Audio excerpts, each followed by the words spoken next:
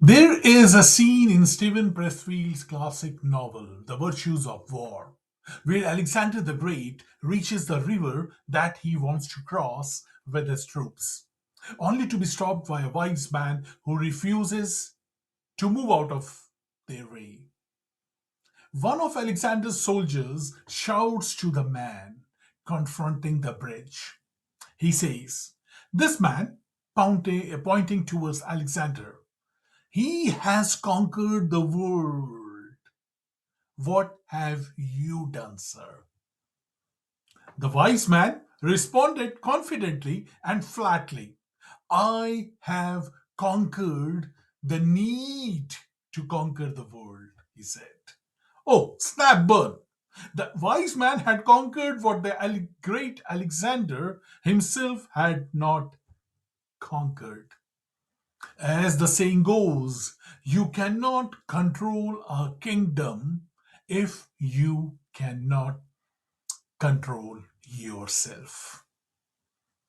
Alexander is an example of ambition run amok. No matter how many nations he conquered, how much land and wealth he accumulated, he had to have more of it. His pursuit for more was insatiable. The great Alexander died at the tender age of 32, and not in battle either, for thousands of years. It was unknown what killed Alexander. He died mysteriously and far away from home. It was speculated that he was killed by his own men in a mutiny, or maybe he died from cirrhosis of the liver, from alcoholism. He was known to be quite a boozer, or maybe he contracted a form of typhoid. And his death was a mystery. No one knew it. Well, a new theory has emerged out of New Zealand, and the evidence from this new theory suggests that Alexander died from a rare autoimmune disease called Guillain-Barré. Guillain-Barré syndrome. It pits the body's immune system against its own nervous system. This would have been an horrifying, excruciating, I would say, and terrifying death for Alexander. Alexander first would have suffered an intense fever and then wicked, sharp pangs in his stomach. Then soon he would be paralyzed and unable to speak as his breathing slowed to an unperceivable level. His doctors and his friends would pronounce him dead, even though he would still be alive, but frozen, speechless, and scared for several more days. People who came to view his body would cry at the sight of his body, which showed no signs of decay whatsoever.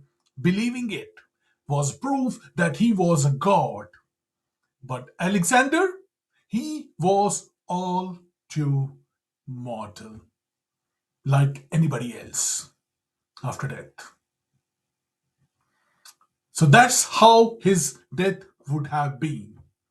He was dying right there in front of them, unable to even cry for help or stop them as he was being buried alive. Marcus Aurelius once mused.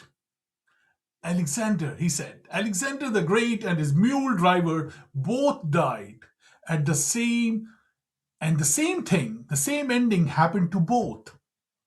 Marcus was accurate about both of them dying. But it's unlikely his mule driver did die so horribly. So, what is the lesson out of this we have today? School of Noble Thoughts Daily. I think there are two lessons. Number one is to remind you to have your ambition, your drive. Yes, let it drive you, let it give you that impulse. Yes, but not drive you mad. That's the important thing. To control a kingdom, you must first gain control over yourself. To control your household, your team, to control your business, your community, your church, temple, mosque, whatever your mission, you must first gain control over yourself. And number two, you don't have control over how you die. You don't have control over how you die, but you do have control over how you live. For as great as Alexander claimed himself to be, he was no greater than anyone else who has ever lived on the planet Earth.